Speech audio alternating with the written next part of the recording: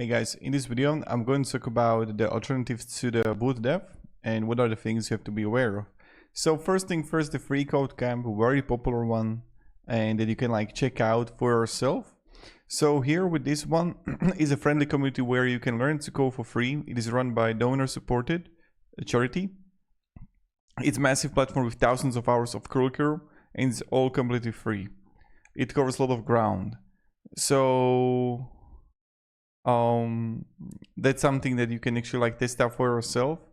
Now let's focus on the backend, especially than BootDev, more front-end oriented curriculum, but still this is the one that you can actually like check out for yourself. Now the next one that is also great, Odin project.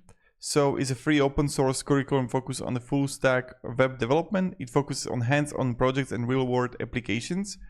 The Odin project provides full stack web development courses, and the Odin project changed, people like really liked it. But it's like kind of like the text-based learning, no video content, more web dev focused than CS fundamentals, and also can feel overwhelming for complete beginners. But this is another one that you can actually like check out for yourself. Then also the exercism, this is another one. So great for coding exercises.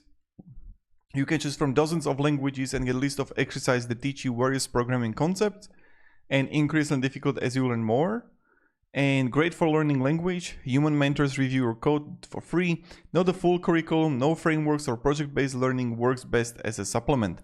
So again, like this is something that you can try. And also the full stack open, this is another one that you can try.